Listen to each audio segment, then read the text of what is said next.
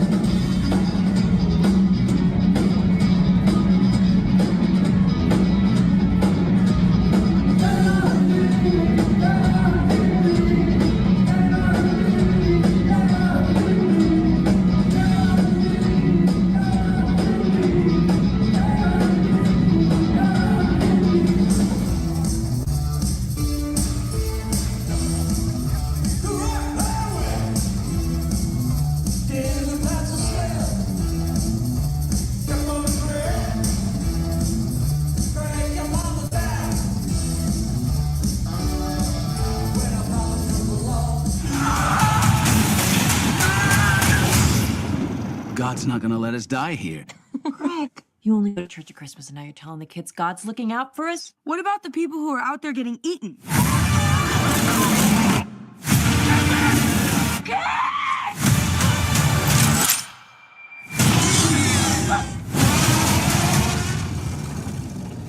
don't need you to worry for me, 'cause I'm alright.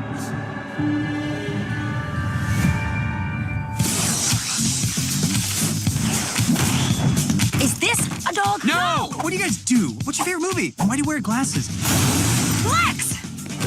Clark! Jimmy, if it's not an emergency, it really has to wait. I say it's an emergency!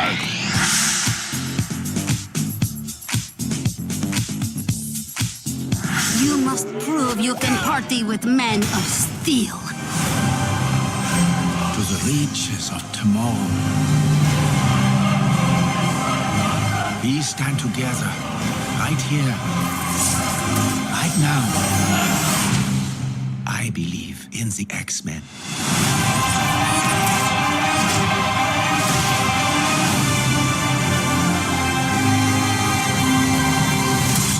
We're back, baby. I can't do it. Okay. We'll do it live. Okay. We'll do it live. Fuck it. Do it live. I'll write it and we'll do it live. Fucking thing sucks.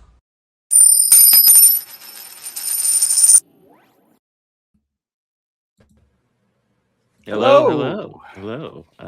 Camera. There we go. Yes. There you yes. go. Hello. You know, I forgot to go over what order you want to do. Do you have any preference on the order, Bobby? How about we do X-Men, Oak Street, or X-Men, Superman, Oak Street? Okay. And did you have a chance to watch Lanterns? I did not. Okay, so what I will do is I'll hold off. I'll give my thoughts on the pilot episode of Lanterns, which I ended up watching. It wasn't on the agenda, but I ended up watching it, and I kind of do have thoughts on it. But I was just getting spoilers left and right. And I will say a lot of the spoilers are leaving out lots of fucking context, as always. But if you want to jump out before I discuss that, you can, Bobby. Okay. But yes. But yeah, so X-Men, is that what you said? X-Men 97 start out with? Yeah. Okay, let's pull that up. X-Men 97. So this, like, the second half of this season, like the first half of the season was setting up kind of some Apocalypse origin, and putting Professor X in pretty a shitty spot in his mind after Magneto dies. And then the second half is kind of picking up after that. We see Polaris from X Factor kind of take a bigger role, but essentially they have to deal with the resurrection of Apocalypse, which appears to be through, I guess it's kind of spoiler, but like through Gambit.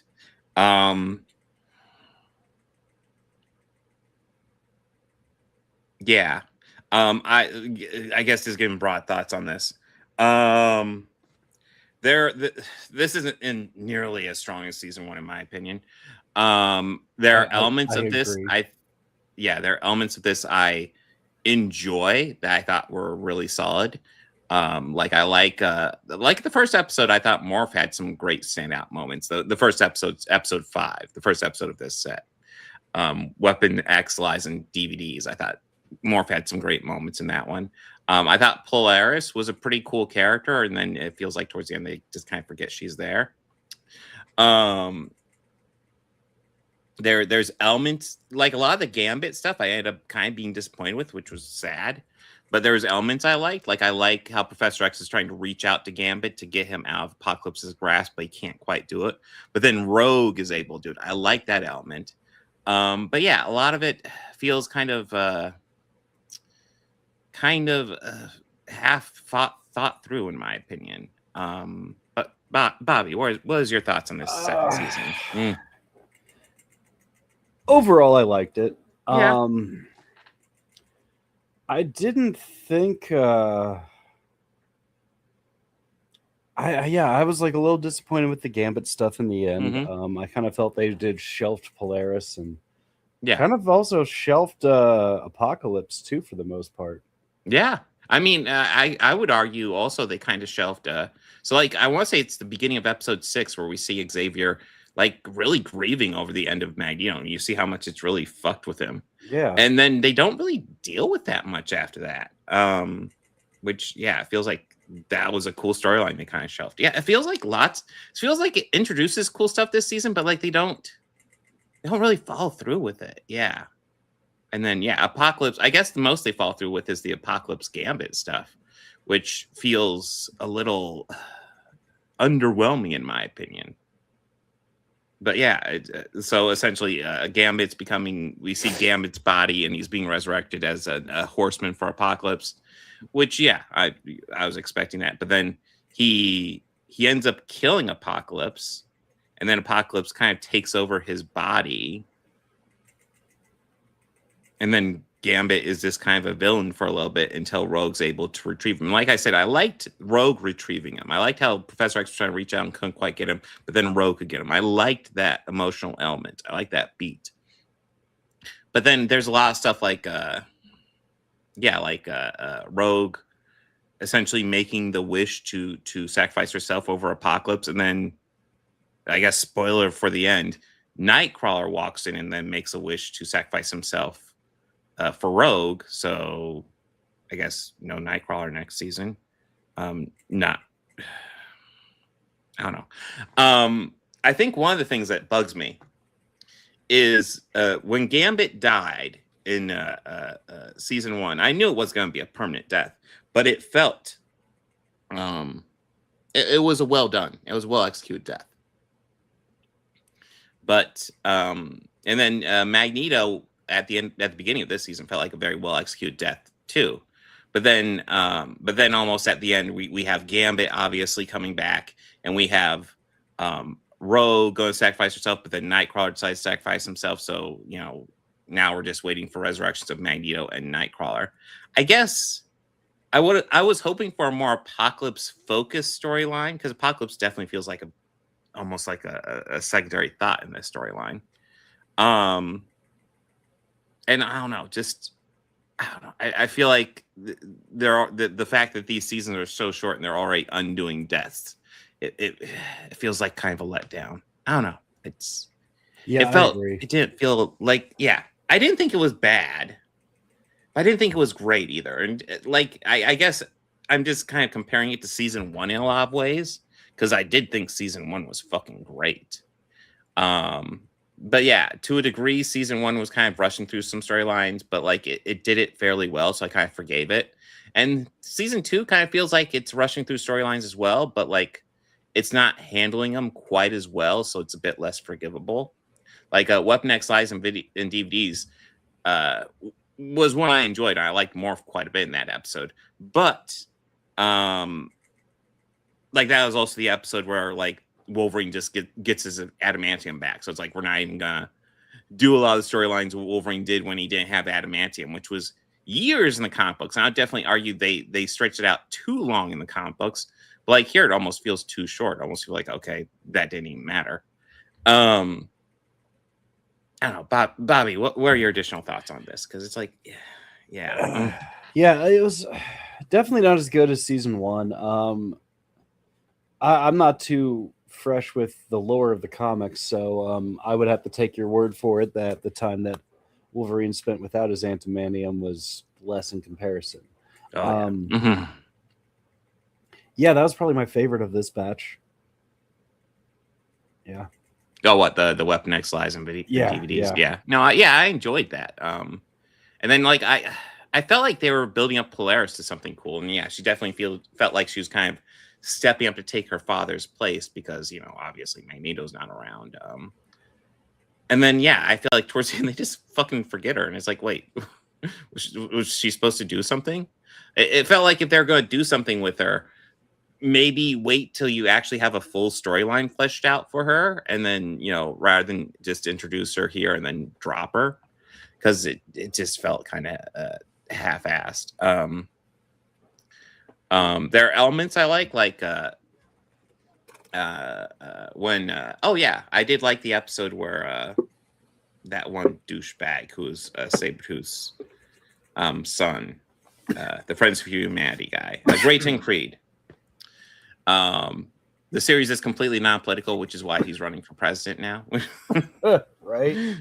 But he's running for president, and he gets kidnapped by mutant, you can say mutant extremists, but one of them is Colossus, and they end up doing a little trial for him, and Nightcrawler goes to his defense to kind of just say, there's good in him. And it was one of those things where it's like, it's such a Nightcrawler thing to do that. But even I'm kind of watching. I'm like, dude, I don't know. I'm not with you on this one, Kirk. Yeah, I'm not with you on this one, Kirk. Fuck dude, this guy. I love you, Nightcrawler. Like, I hear you. I don't know. I hear you, but fuck this guy. Yeah, he is a serious piece of shit. I really feel that you should just handle the Logan way of dealing with this guy. Mm-hmm. Like, ask Logan what he thinks we should do with him. Well, it turns out the leader of the mutant extremists was never going to back up the deal anyway. I did think it was interesting when Nightcrawler asked Colossus, "Hey, did I make my case?" And Colossus was like, "No," because essentially Nightcrawler's whole case was just like he had a really bad childhood, and it's like, oh, I'm sure he did. His dad was Sabretooth. I'm sure it was a terrible fucking childhood. It doesn't forgive him for being just an immoral piece of shit, though. Yeah. Colossus is fucking lovable in this series, though. Oh yeah. No, I did like Colossus be like, I appreciate the case, but no, you did not make it. But and it does seem like we're gonna get more Colossus, which I do like. But yeah. I guess to conclude, I would consider this a good enough season. But yeah, it was underwhelming. I was a little disappointed with it. The beginning was strong, then the rest has had good elements. But Morph switching over to Deadpool was a nice little. Oh yeah, I mean touch. they did tons of stuff. I mean we had Morph Spider-Man, we had the Spider-Man was stuff. Yeah, when I saw the Spider-Man, I was just more like, that original Spider-Man series did a crossover with these X-Men, so yay. There's hope that series could come back because they kind of left that one as that was a cliffhanger ending. That's one of the first things that I rewatched when I got Disney Plus was that entire series. Mm-hmm. And I remember rewatching it as an adult going, oh man, I was just a kid enjoying watching Spider-Man. I didn't realize that they were telling me like deep lore and like comic lore. Like, we were getting grade A storytelling, but well, no, same with both this series, yeah, the X-Men animated series and the original Spider-Man animated series, although more X-Men animated series were pretty faithful to comic books, more or less. They obviously had to take some liberties because they are adaptations. yeah. But yeah, this is kind of the same way. They definitely are taking storylines from the comic book, but you know they're taking liberties. I will say these shows take less liberties than the MCU does in general. So yeah. Chris over here. Marv is responsible for like 20 fucking cameos in both seasons. Yeah. Oh, easily. Yeah. There's a couple of times where a character just randomly pops up. I'm like, whoa, what the fuck are they doing there? And I realize, oh, it's fucking Morph, of course. Yeah, just kind of go, wait a minute, were they? Oh, yeah, Morph. That's right. Like, I think it was like early in season 1 where the X-Jet blows up. And then suddenly Archangel is there catching people. I was like, wait, I didn't know he was there. Oh, fuck, it's Morph. I all those little cameos I do appreciate, and they are quite fun. But season 3's a wild ride of it, Chris. It's a wild ride. Oh, season 3 of X-Men, yeah, the original one. I believe that's the one that has Cap and Wolverine. I believe it's that season. I don't remember. The first one that they have there's the backlash or the flashback episode where it's World War II times and them doing like some more beating up Red Skull and Nazis. Yeah. Well, Cap was beating them up. Yeah, that's true. Yeah, Cap was beating them up. Let's be real. Let's be real. Captain America has killed plenty of Nazis in his time. He has. Probably not as many as Wolverine. No. Mainly because that's Wolverine's primary thing. Cap would also show some restraint. Yeah. I'm not saying they wouldn't be unscathed. He's going to beat the ever living shit out of them, but it wouldn't be like if Batman was beating up Nazis. Then it would just be an unmerciful ass whooping. It's the best way I could describe it. Yeah, it does. It's actually not too far off from the last absolute Batman annual where Batman just beats the crap out of white supremacists, and of course the Chuds got offended by it. Yeah, an unmerciful. Oh yeah, it was when he was beating up those like Proud Boy lookalikes. Yeah. Right? The ones and with the white they all got hoods offended. and It's just like, you're telling on yourself, guys. You're telling. It's also just more like, so you've never read a Batman comic, then? Yeah. You don't understand the character. You have the understanding of Zack Snyder understanding comic book characters. Yeah, Jesus Christ. But Batman would absolutely beat the fuck out of those guys. Oh, yes. But yeah, so this season of X-Men 97, I guess overall, I'd say it's a little disappointing. I think it's still good enough, but yeah, it's disappointing. But yeah, it's okay. It's good enough. Anything you want to add, Bobby? No, I'm good. Okay.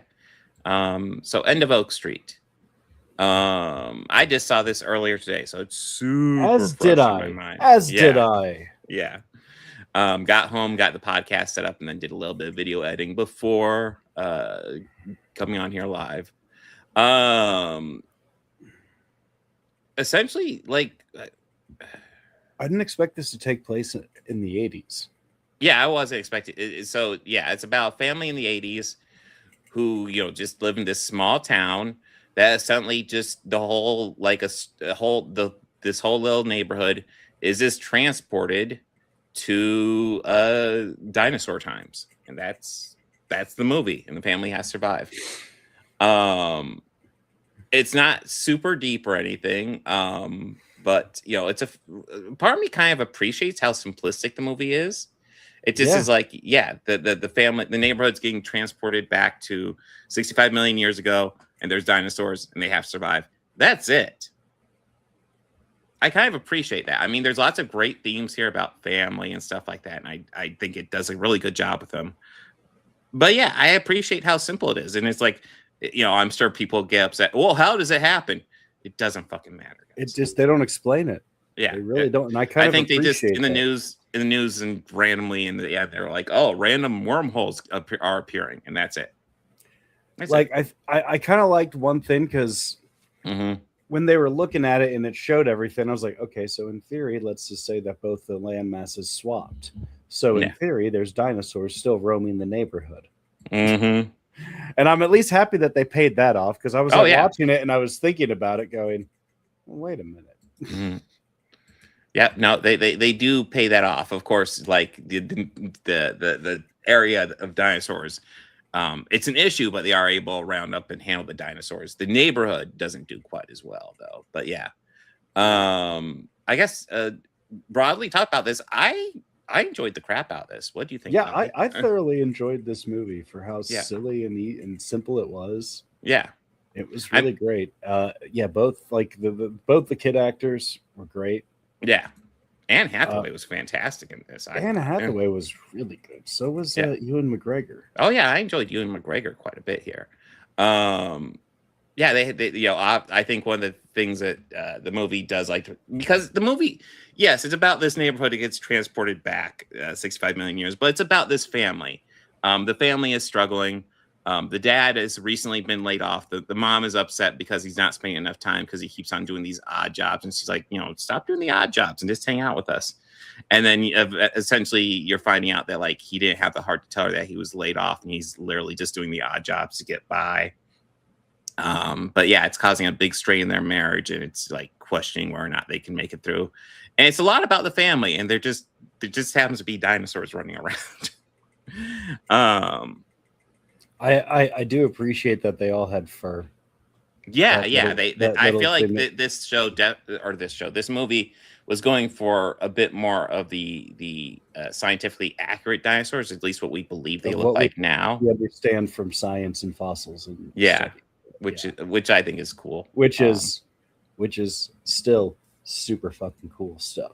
Oh yeah, yeah. No, I mean, hell, I would definitely say this is a better dinosaur movie than we've seen from the Jurassic fucking franchise in a long since the time. Third one. Yeah. I would put this above 3. I don't know if I'd put it above the First World. I might though. I would.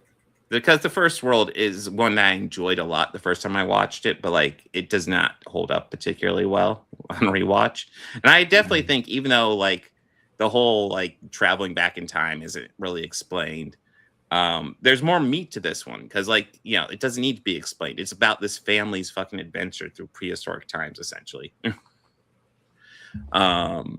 there are a little bit of time travel shenanigans towards the end, but yeah. I really enjoyed this. I thought this was a fun fucking movie. I recommend this. Yeah. I kind of wish my daughter was supposed to go with me, but like she got busy today, so I went by myself. I was like, this is a good family movie. I need more family with me watching this. Yeah, it wasn't like too much like gore, so that I think like the little ones would have been a little grossed out or whatever. But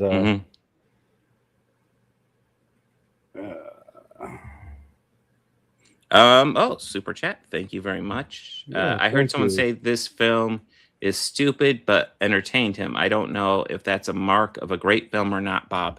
I don't know if I'd necessarily even argue this movie is stupid. I would say, like, if you're looking for an explanation, like if you're looking for a deeper meaning besides them being portaled back in time, there isn't one, other than to help make the family kind of realize what's important. Because that's kind of the point.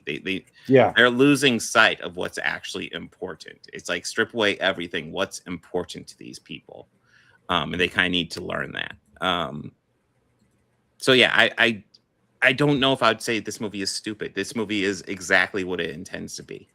That's just an enjoyable movie. Yeah, admit, I walked in not really having much high hopes for it or anything like that. I wasn't expecting like great lore or anything of the sort, but I was pleased with this overall. Yeah, I was like I will even admit the trailers didn't super sell me on this, but then I saw the reviews. I was like, okay, let's check it out.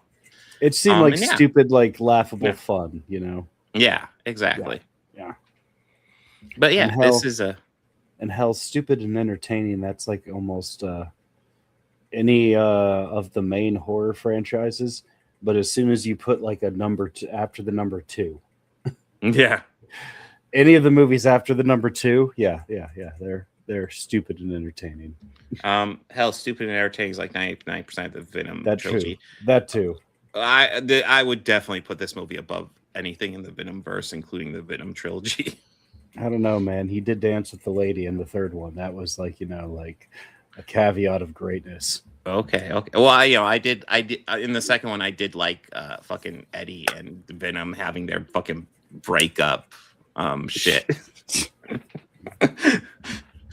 But yeah, I don't have much to say other than I enjoyed this. I recommend this. Like as long as your kids aren't too young. If your kids are old enough to appreciate the Jurassic Park movies, take them to this. This is going to be a lot more fun than most of them. Yeah, they'll just see dinosaurs and be happy with that. Yeah, exactly. It's a fun dinosaur movie.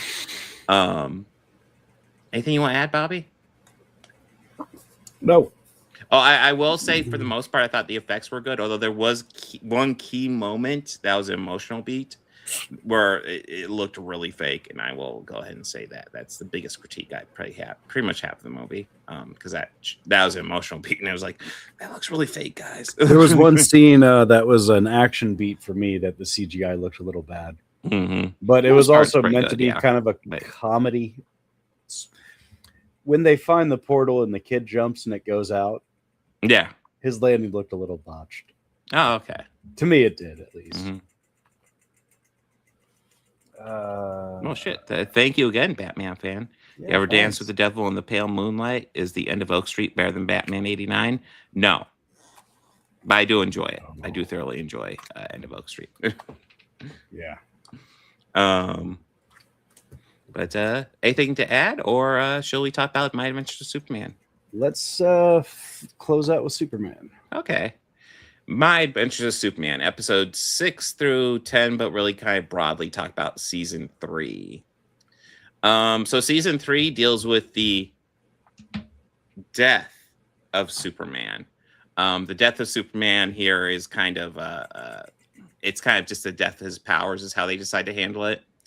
Although I do appreciate that, they're an animated series, so they decide, kind of definitely leaning for kids, even though it's on Adult Swim, which I am a little bit confused by that. But, they decide to do the death of Superman where he doesn't die, but he loses his powers for a while, which, I do appreciate them for just kind of getting that storyline out of the way so they don't have to worry about it. And no matter what your complaints are about how they handle it, it's better than how Zack Snyder handled it, and I will happily take that to my grave.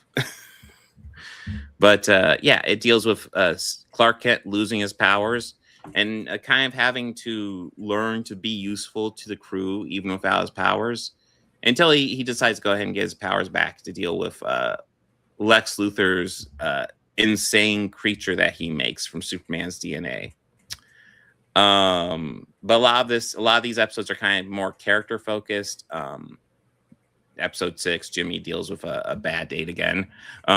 Episode 7, the imps are challenging our crew to a game, a competition. And then episode 8, 9, and 10 are kind of a 3-parter where they're kind of dealing with the ramifications of the end of the series season, and Superman has to start, probably considering getting his powers back again. My thoughts overall on this season is that I think it is better than season 1, but not as good as season 2. Bobby, what do you think? I overall enjoyed it. I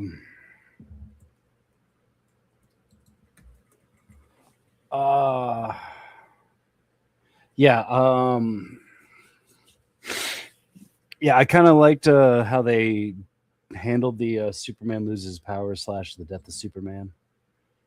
So that was definitely interesting and fun. I kind of liked we got to see the super kids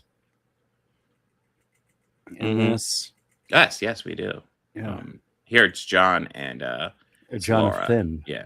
Jonathan. Yes. Overall, I enjoyed all of this. This was fine. Yeah, but it's definitely more targeted to kids. I noticed in this, even though that is weird that it airs on Adult Swim. Yeah. I'm really kind of baffled by that, because this feels like the type of show I would have loved watching as a kid on Saturday morning. That's what this feels like. I won't look forward to like every episode, I'm sure. But yeah, I think it's a little bit odd. It's an Adult Swim show because it's like, wait, it's a kid's show, right? It's a because like I don't think they really swear on there. They just show a little bit of blood. No, I would definitely argue that X-Men 97 is more adult than this for sure. But yeah, I mean, it's a sweet, entertaining show though. I don't really have deep thoughts. I'm looking over this set of episodes. I feel like episodes 8, 9, and 10 were a nice little conclusion, 3-parter. And then the other 2 are kind of standalone, although like Party Animals with Jimmy once again having a date that ends up being a supervillain. It's like, Jesus fucking Christ, Jimmy. How do you pick them every fucking time? I kind of like how that's switching over from the films to this show. Yeah. Oh, Jimmy has a date. Oh, God damn it. It's a supervillain, isn't it? And then I do appreciate how like the Imp games and essentially Kara, once again proving to be my favorite character, is the one to figure out, hey, these games are kind of bullshit. But yeah, I would definitely argue Kara is still my favorite character, holding over from season 2. But yeah, I mean, I like Clark's trials and him realizing what he actually needs to do to get his powers back, but doing it in an honorable way. I kind of appreciate the return of Brainiac as being the one to kind of challenge him, to make him, to test him. I don't know how I saw like all of last season and didn't register that Brainiac was voiced by Michael Emerson, but like, yeah, it's right there. But yeah, this is an entertaining show. I enjoyed it. And yeah, this was great. I didn't realize it wasn't renewed for season 4 yet, but we will see. It'd be disappointing if it ended, but hey. But was yeah, they're supposed to do a spinoff of My Adventures with Green Lantern at some point. So yeah, did you notice that the robot was Alan Tudyk? Which robot? The one that was talking to Superman in the end, the one who kind of had the elongated head. I mean, are you talking about Michael Emerson? Was it Michael Emerson? Yeah. I thought that was Alan Tudyk at first. No, I'm pretty sure. I think you're talking about the robot that was kind of a resurrected version of Brainiac from season 2. Maybe. Yeah. Yeah. But yeah, I Michael Emerson, I think he does good voice work. But yeah, it's a good series. I recommend checking it out, especially if you like Superman lore. Anything you want to add, Bobby? No. Okay. Well, anything you want? Oh, go ahead. Oh, I'm sorry. I was going to say, before we get into it, we can. Oh, sorry. I had it. A pop culture question. Oh, I lost it. Oh no.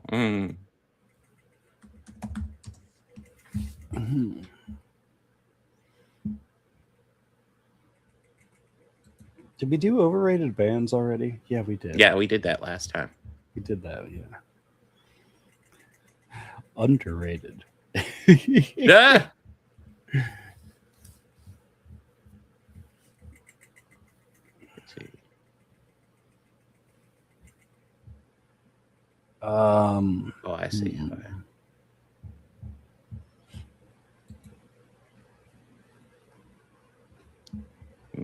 Did you want to pick something? No, I'm trying to think. What is there something I could do? A movie that never got a sequel that you feel it should have gotten a sequel. Oh, we could definitely have a discussion about that.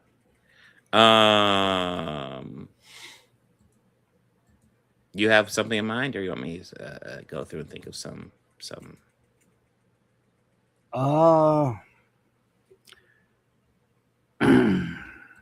Yeah, go ahead. I mean, to each their own. Music, like all art, is subjective. Mm-hmm. We all have our own opinions, and all opinions are valid, even bad ones. Yes. Chris. Even bad ones. Opinions and assholes, yes.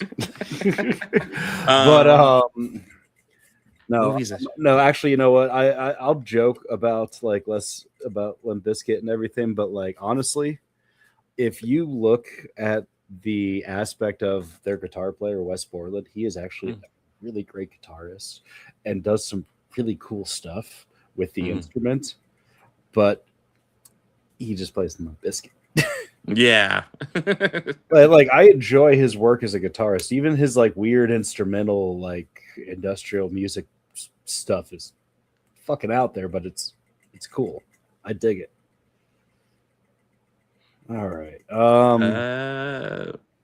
So I'll go ahead and name one right off the bat. Yeah. And this one's getting a cartoon intro quote at some point. But I'll go ahead and go with Serenity. I always wanted to see a follow up to that movie. Because it felt like they were starting a new war, and I was like, oh, it would have been interesting to see the crew during that time period, because they'd be kind of a focal point to that. But I always wanted to see a follow up to that. I agree. Yeah, that would be a definite yes from me as well.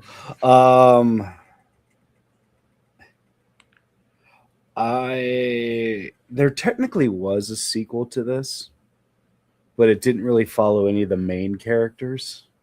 But like a sequel to SLC Punk, but like it followed the main characters from the original.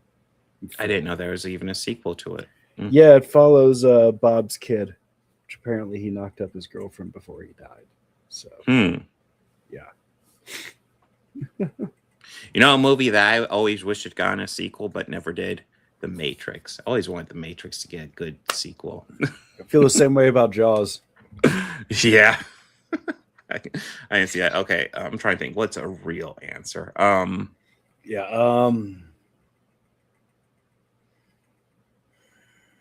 you know, and part of hesitation was also not confidence that the sequel would live up to it. Because there's a hesitation with a lot of that stuff. God, I'm trying to think. Kind of feel like cheating. I wish Pod People got a sequel. What about The Room? What about the Adventures of Denny? Yes. And him dodging Chris R. and Chris R's demand for his fucking money. Yes.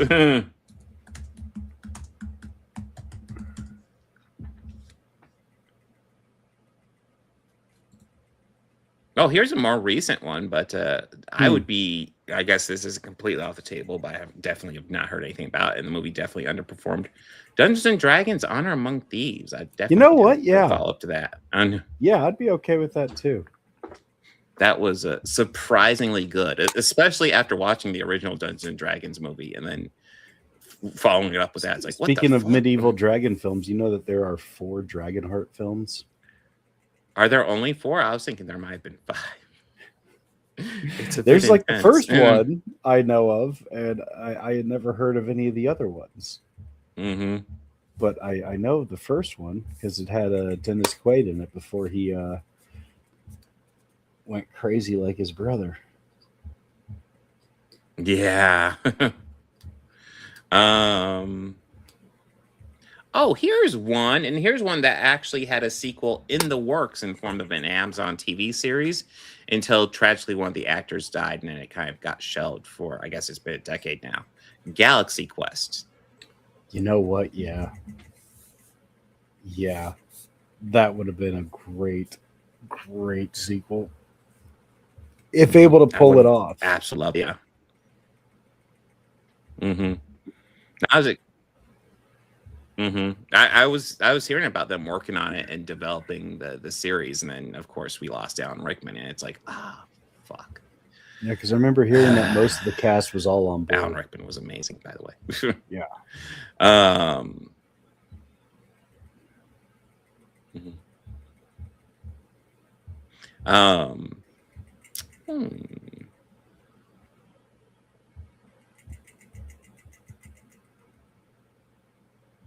You know, another one. Oh wait, goddamn! I guess Braveheart was I think. Fuck, there was one in my head. I was thinking, oh, that would have been bad, but A sequel to Spaceballs. Oh wait, Green Lantern we're 2011. getting that. No. We're already getting a sequel. Oh yeah, to Spaceballs. that's happening. Yeah, we're getting that one. Yes. I wonder if they'll actually call it The Search for More Money, because I think they're just calling it a new one. I think they're just calling it a new one, and they're apparently like their main targets are absolutely like how Star Wars and or how Disney has been handling the property since then. So Mel, sounds intriguing. So if it's Mel and Josh Gad. I mean, I'm sure. I don't know how much of the script Mel wrote. I don't know how much of it is like Josh Gad's idea, but I think if the two of them were there, Mel would be subtle with those jokes about Disney. As only Mel Brooks is subtle. Oh, here's a movie that had 2 parts, but I always thought it should have been a trilogy. So I'll go Wayne's World 2. Okay. I would have dug a Wayne's World trilogy, and it's not too late. They can still do it. I think he and Dana aren't on the best of terms as of. Are they not? Late. I didn't hear anything. Well, I mean, they did a little reunion a few years ago. I saw an interview, and I don't know how long ago this interview was, or if they've reconciled. But I know that Dana. It's not that there's beef. I think Dana always kind of felt a little miffed because, like, he would do an impersonation of Lauren that is essentially Dr. Evil. And that's Mike doing an impersonation of Dana doing it. Because if you think about it, Dana, like Dr. Evil is essentially Lauren Michaels. Just how they're talking. Yeah, you hear it now, right? You're just thinking about it going like, yeah, that totally is Lauren Michaels. I can't believe I never made that connection. Well, I have heard they are working on Austin Powers 4. And I know they announced that. And I'm like, I'd rather Wayne's World 3 than Austin Powers 4. I mean, I think the one that he did was technically it's an in-universe sequel. He did an in-universe sequel to So I Married an Axe Murderer. Oh, did he? Well, which one was that? So it was on Netflix, and it was a short series, right? And it's called The Pantavern. Oh. And that's off of his dad was going on that rant about the secret society and it's called the Pantavern. They're all the elites of the world who control everything. And it starts off with the Netflix series, Chris. And it's like starts off with Mike playing this news reporter trying to do some studying about it. And he finds out it's all real. And it's just, we get to follow him as he processes, oh my gosh, is this real? It's really funny, but it's great that he paid off that joke. That movie came out in 1992? That sounds right. Yeah. I'm looking online, and a couple of the entries I'm seeing, I see lots of people talk about Master and Commander, which I did enjoy that movie. I don't, I guess a follow-up one, I won't object to a follow-up, but yeah, it definitely underperformed. Another one I'm seeing mentioned a lot, which is one I haven't seen for decades, and I barely remember it, so maybe I should rewatch it. The Adventures of Buckaroo Banzai Across the Eighth Dimension. That movie gets lots of conversation. I just haven't seen it in a long fucking time. Maybe I'd appreciate more if I'm older, because I know when I was younger I didn't really get it. E.T. E.T. 2, The Revenge. This time it's probing. No, E.T. 2. It's probing time. This time they're definitely not walkie-talkies. electric boogaloo, and it's a picture of him with his finger. Got a good RoboCop sequel, absolutely. I mean, RoboCop 2 was halfway there, in my opinion. It was almost a good one. If you take 3 and whatever you call that made for TV movie 4, if you put the two of those together, which I noticed something because I watched all of them in one afternoon, in a marathon. They progressively toned down each and every one. Oh yeah, well, I mean, they almost have to tone down Paul Verhoeven. I mean, the third one was just kind of, the fourth one was just kind of, are we fucking serious here? This is like a movie of the week shit. Like, I remember I was marathoning them, and I couldn't even get through the fourth one. It was rough, and 3 was no picnic. But yeah, 4, 3 was just like, finished. oh, thank God it's over. Yeah. Oh, God damn, there's another one of these. How long is it? 45 minutes? The longest 45 minutes of my fucking life. Dude, 3 goes by breezier than 4. That says something. Yeah, 4 isn't long, but oh man, it feels like it drags. Mm-hmm. I would just pay to be like, where's the I'll take that for $1 guy? Is he around? Can we just do another shot of him? And then what else? 2 is kind of frustrating because 2, like, there are elements of 2 that I absolutely love, and then there are elements where it's really like fucking good. Yeah, Really fucking great. Yeah. Yeah. 2 is just such a mixed fucking bag for me, and then 1's a classic. But yeah, 1's just fucking awesome. Yeah, that's great. But it 1 inspired the greatest hey, you remember that time? Yeah. Line of all time, which is, hey, remember that time when RoboCop shot a guy in the dick? Yes. Like, yeah, that was pretty fucking all right. I think Grand Theft Auto Autobot's got an excellent one. Big Trouble in Little China. Yeah, I would absolutely be down for that one. For sure. I know it's it's definitely impossible to make now, but it would be a Hudson Hawk sequel, because I love that movie. It's so stupid and silly. It is so stupid. I wouldn't be like over the demanding top it, but I would bad watch guys. it. I would watch just it. the over the top bad guys. They're Mhm. just so fucking great. And just think about they could get anyone else to do that now, Mhm. or hell, Rupert Grant can just play it again and Mhm. Sandra Bernard, and it'll be fucking wonderful. Iron Giant. I'm torn on that one because I think that's a fantastic movie. I don't know if I want to follow up, but if they did a good job with it, then absolutely. Yeah, Chris, Yeah. I do agree. Exorcist 3 should have followed Exorcist 1, because 2 is just a fucking.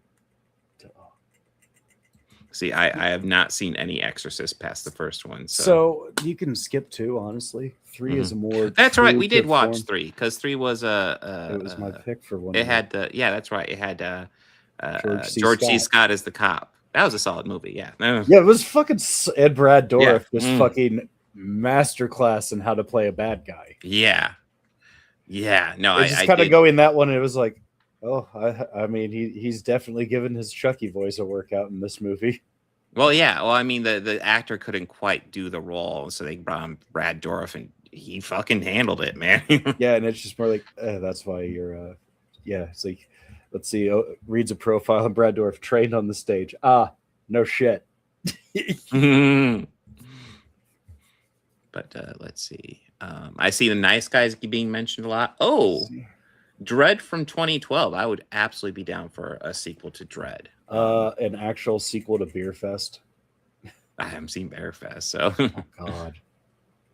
Um, If you like the Super Troopers movies, mhm. that line of humor, their horror movie they made was actually like legit. Really? For a horror movie, like I mean, it's way more of a comedy, but like it's watching it going like, yeah, these guys love the Friday the 13th series. I mean, like, I feel like you're kind of trolling here a bit, Chris, but I will say it's not quite what we're talking about. But I know I did read an article where both Anson Mount and Ethan Peck, the actors who play Pike and Spock in Strange New Worlds, went to try to get Paramount to approve a Star Trek Christmas special. And I won't have been like all for that. That won't have been so much fun. So bit about that. Yeah. Well, it's one of those things. Star Trek has done lots of holidays. They haven't really done Christmas. So it's like, I mean, let's do a holiday special. They do a Christmas one, but they just really lean it into like making fun of the Star Wars one. Yeah, they could do that. Yeah. Like have some fun with it. But or just like they're just trying their hardest not to like wink and look into the camera and oh my God. I have a confession about Strange Brew. Yeah. I have never been sober and watched that movie. Not once. I think that's also the point, Bob. True. That's probably the point. But yeah. Bob, I've never been sober and watched Cheech and Chong. What's your point? I've seen Up in Smoke sober plenty of times.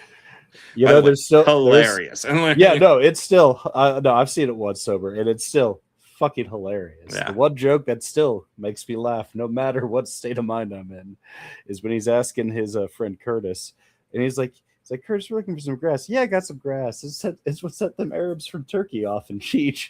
Arabs are from Turkey. I will it's, just it's always. one of those those ones from the 70s that the joke doesn't age well, but it's just so fucking funny. I will tell you what will never get old for me. Just those two guys in the car, just getting stoned as fuck, and then Cheech finding out that they are smoking dog shit, like quite literally. Hey, how's my driving? I think we're parked. But here's the ones that seem to be popping up a lot in searches. Edge of Tomorrow. I mean, I enjoyed that movie, but I don't know if it needs a sequel. I guess if they do a good job. Nice Guys could be fun. If nothing else, I would enjoy just seeing Shane Black do a good movie, unlike The Predator. District 9. Yeah, I'll agree to that. Maybe, yeah. That was one that I thought would be fucking stupid. When I saw it, I waited so long to watch it, and then I watched it. I was like, "Oh, this is actually pretty fucking cool." I had liked it so much that it was on FX one night, and I just started watching it, and I stopped, opened up my laptop, like acquired a copy, and then actually watched the movie on my computer. Of course, there's Plan 9 from outer space. You know, we always need Plan 2 from outer space. You know, or Plan 10 from outer space. That'd be it. I would have loved to see another Mitchell movie. I would have loved to see Joe John Baker reprise the role of Mitchell. Oh, I would actually love that. But you know who I think who could play the role now and would be fucking great at it? Who? Either I'm gonna fuck up this name, but Javier Bardem. Oh yeah. You know, yeah. I think if he does like a solid enough American accent.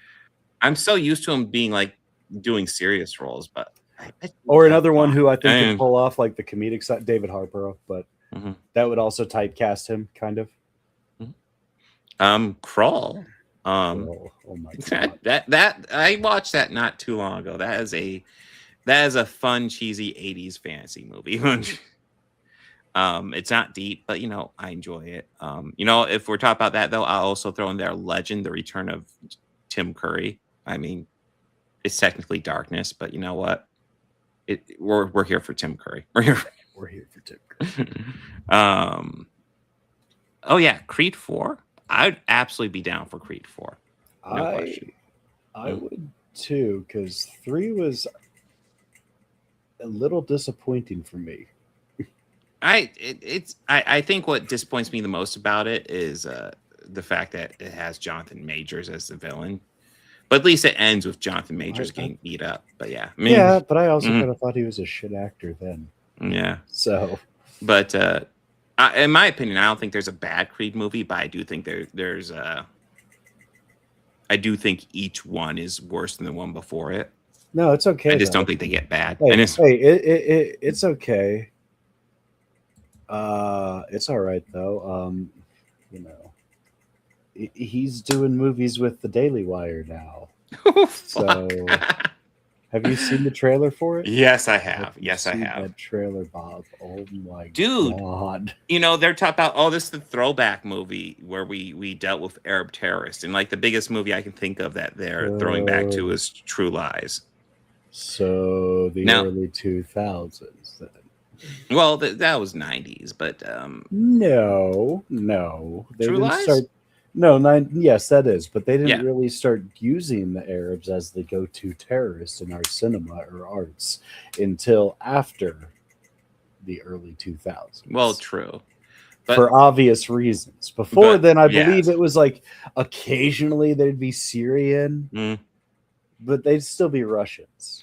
But I do think it's in the 90s, yeah. Well, I do think it's quite silly because like you watch a Daily Wire movie, and obviously the whole selling point is essentially Jonathan Major killing brown people. That is the selling point of that fucking movie when you watch that trailer. And it's like, this feels gross, guys.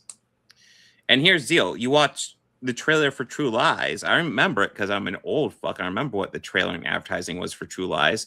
It wasn't about Arnold Schwarzenegger killing brown people. It was about Arnold Schwarzenegger pretending to be like an average dude when he's secretly a spy and having a strained marriage because, you know, his wife is like getting essentially seduced by this guy who is, you know, pretending to be a spy. That was the advertising point for fucking True Lies. And I think it's wild that like Daily Wire is like, oh yeah, you know, people used to rush to movies like that. That wasn't the fucking selling point, bro. By the way, I will say True Lies is a movie I don't think is perfect by any means, but I do think the beginning is much better than the ending. The stuff where Arnold is dealing with Bill Paxton's fake spy bullshit is hilarious.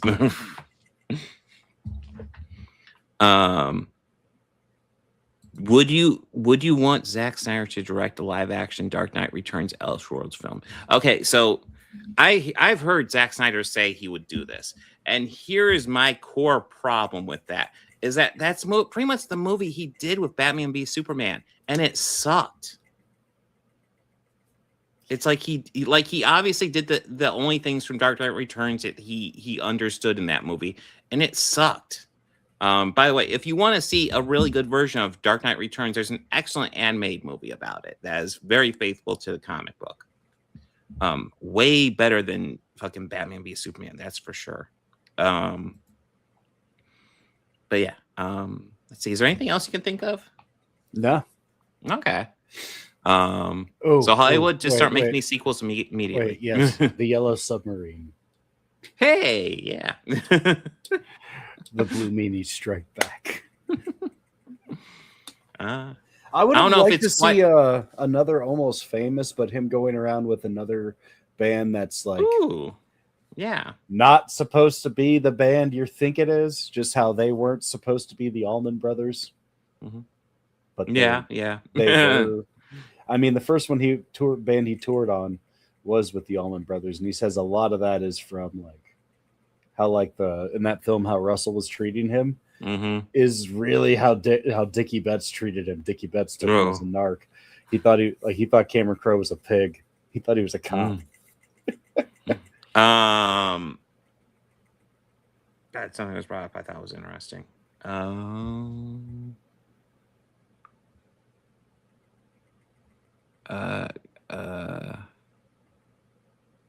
Crap, there was something I thought of, but now I'm completely brain farting. Let me go ahead and just lock down the whole stream while I try to think of it. Yeah, God, I was thinking there's something else, but I cannot remember it. Yeah, Ezra Miller was crap as the Flash. Well, yeah. I will talk about what we have next week. Okay. While you think about it. Next week, we're going to dive back into Strange New Worlds, get into season 4, episodes 1 through 5. And it looks like we are almost closing out the Snyderverse with the Hot Chick, the much anticipated entry of this entire Snyderverse. And we are then following up with Resident Evil from 2002. Yeah, we got a new one coming out, so I thought it'd be a good opportunity to we're not watching revisit all of them, are we? No. I have the first 2 on there, but yeah. No, I was like, we're wait, was Welcome to Raccoon City 2? No, Welcome to Raccoon City was a reboot they attempted a few years later. I haven't seen it, but I was thinking we'd cover. Can we just watch the animated version of 4 because that's the best video game?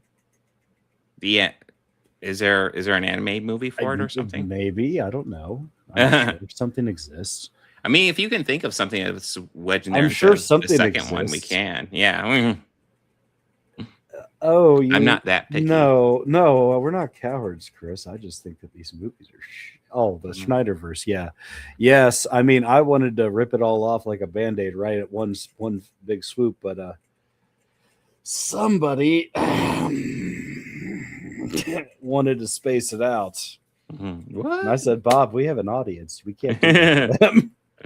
The Rocketeer. Yeah, The Rocketeer. I mean, we could Yeah. that. I don't mind. Well, I think covering that they're also bringing up sequels. Yeah, but I would have liked to see all of them meet up, all the comics, like those pop ones from like the newspapers. So that would be the Rocketeer, the Spirit, the Phantom, Dick Tracy, the Rocketeer. Yeah, all of them just kind of have their own Avengers like superhero meetup.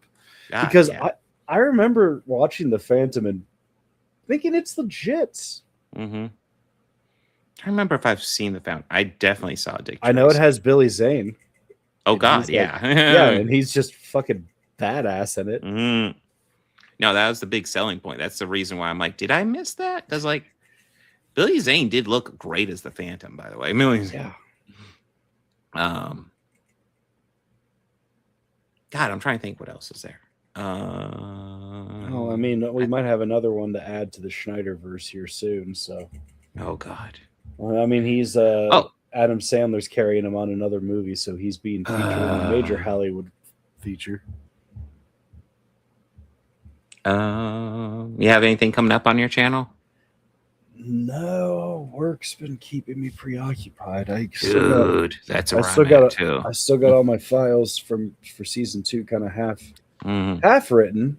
I just need to be able to get the time to actually film them. Yeah. God, works. It's not quite as like depressing stuff. I mean, like I'm still diving into like far right fringe Republican conspiracy stuff. And how 3 events in our history are connected. That's right. Oh yeah, Dick Tracy. So yeah, I know Warren Beatty's been holding on to it until he dies. I mean, I don't mean to be so bleak, but it is a little pathetic that he'll just do an interview every 4 years just so he could keep the rights. As Dick I don't know exactly what the point is either. Because he loves that Dick Tracy so much. Okay. I mean, Grown-ups. Yeah, why do they keep on making fucking grown-ups movies? I think it's another example of just like how people are just really trying to show how funny Kevin James isn't. Yeah. No like shit. I just see a sad sack of what you call a replacement for Chris Farley. Like now. God, yeah. I mean, Jesus Christ, yeah. I just try and imagine how funny Farley would be in any movie that he stars in with Sandler. I just picture it as Farley. God, but then that would actually be funny. It might actually say it would be fucking great. It would be hilarious, but that would also be like very much just something that Sandler would write. He would write him to have like, what is it? Who is it who plays Kevin James's wife in that? Maria Collar or whatever. But yeah, he would write something like that. I mean, he wrote his own wife to be Selma Hayek. Well, anything you want to add, or shall I go ahead and get into Lanterns? No, you should get into Lanterns, and I will say adios, take care, and be excellent. Ooh. Talk to you next week. Yeah, see you later, buddy. Let me go ahead and get this set up. All right, so Lanterns. I saw the pilot. Bobby didn't. I will probably get into spoilers a bit, but before I do that, let me go ahead and tell you guys kind of my broad thoughts. So if you watched the live stream, you did see me cover the first 5 minutes that they released. I was really hesitant about this series after those first 5 minutes. I've been kind of hopeful about the series, watching the trailers and seeing the people talk about, be like, oh, this has potential. First 5 minutes had me really kind of like, oh, fuck, what is this? And now that I've seen the first episode, I thought this was excellent. I really fucking enjoyed this. It is essentially the story. I suspect the whole series will take place in 3 time periods because it started in 1996. It was there for a few minutes. Then we went to 2016. That's where the lion's share of the episode took place. And then it wraps up in 2026. And there is a huge spoiler that I will reveal later when I get more into spoilers. But lots of the chuds have been talking about ignoring a lot of the context that was established in 2016, which might explain something away. But yeah, the pilot is about Hal Jordan, who has been Green Lantern since 1986, so he's like 30 years into the job by the time we catch up with him, and he is training John Stewart to be the next Green Lantern to carry on his ring. And he's training him on Earth, which, you know, lots of people have criticized. Well, that's not how Green Lanterns do it, but did make me kind of wonder if maybe because, like, I believe it's also implied that, like, the ring went to Hal, but, like, the Guardians of Oa didn't want a human to have the ring. It wasn't supposed to be really a protected realm or planet or whatever. They kind of didn't care. They saw it kind of backwater. So the vibe I'm getting watching this series is that Hal is kind of being a rebel by training John, because I suspect the Guardians of Oa just want him to give the ring back when he's done with it. But, like, you know, he's going to train John on Earth, which is why he's doing it on Earth. That's the vibe I'm getting. We'll see if they explain it more later, but that's definitely the vibe I'm getting. But throughout the 2016, I don't know. I've read a couple of Hal Jordan comic books. I'll be honest, like, when I was reading comic books and I would read a Green Lantern book, it was Kyle Rayner at that time. So that's the character I'm more familiar with. I'm probably like the only person who's more familiar with Kyle Rayner than Hal Jordan, but that's who I am. But yeah, most of this series takes place in 2016.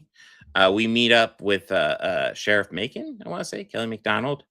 But anyways, yeah, there's this crime scene on a football field. They think it was a riot where there's this football game and a couple of people died. Hal Jordan's pretty confident it's an alien, and the interrogation scene where it's revealed that is an alien, spoiler, is fucking amazing. I definitely recommend watching it. If you just watch it for that interrogation scene, it's so worth it. But throughout the training in this story, we're seeing a Hal that has been doing this for a long time. He's definitely kind of worn out. And one of the things this episode does, I think, is really interesting, is John Stewart has the ring by himself for a little bit. And we get, like, this recorded version of Hal Jordan from, like, 20 years earlier that pops up in the ring. And he is much nicer. He's much more respectful. I think it's interesting. We're seeing, like, kind of Hal Jordan when he was, like, new to the job and just, like, gonna do the right thing. And then later on, Hal Jordan, when he's much more world weary and kind of wore out and tired. I like that.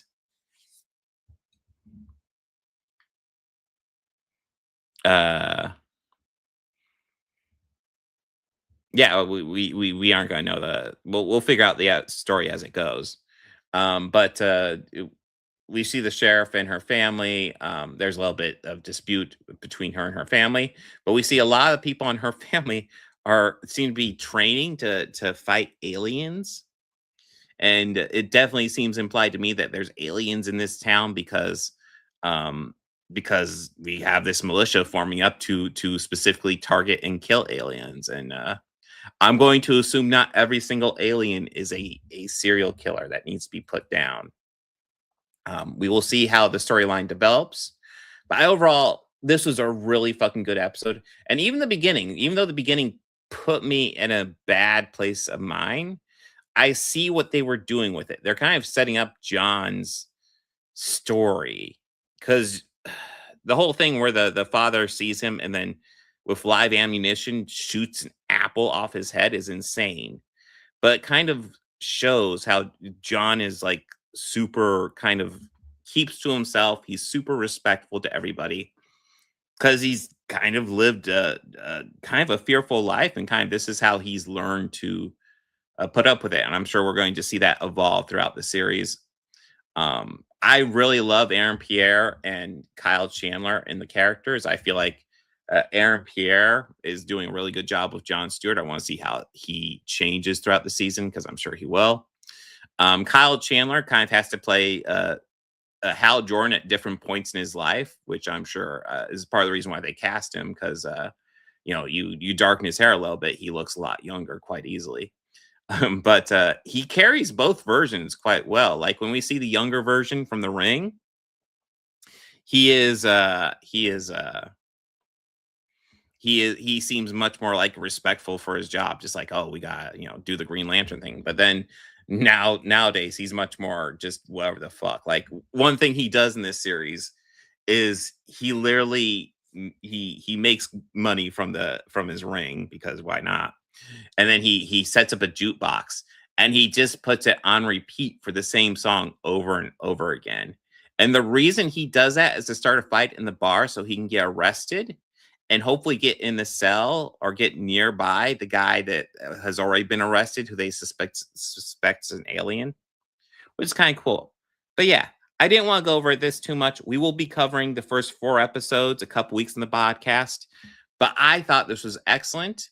And to get hard into spoilers, so we're going to get into the big spoiler here that lots of Chud's been ranting about. We get a little bit of 2026 in this series. And in this series, we find Hal Jordan's dead body. It looks like he's been shot. And we also see his ring is missing. We know John Stewart doesn't have the ring at that point either. So we don't know where the ring is. So that's definitely a mystery being set up. But the huge piece of context that the Chuds are talking about when they talk about, oh, they killed off Hal Jordan. Throughout the episode, they talk about aliens who can perfectly copy human form. And they even specifically say there are 14 different aliens that can perfectly copy a human, and we cannot detect them whatsoever.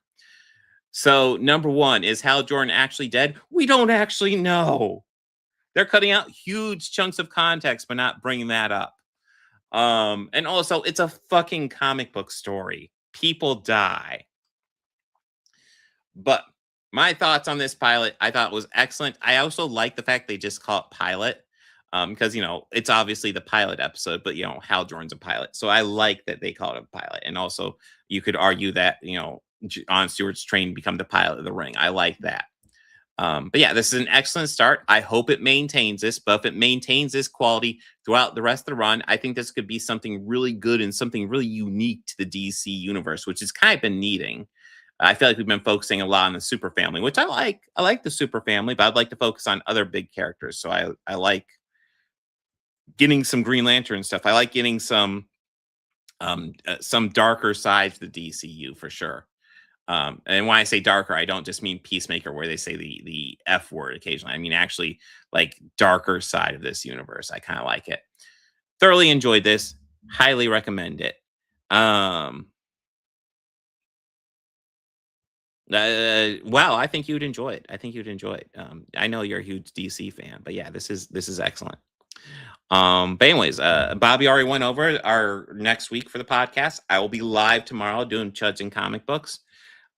We will be going over the Chud reaction to the first Lanterns episode, because it is fucking wild. But thank you so much for joining me. Make sure to like and subscribe. Party on, and be excellent to each other.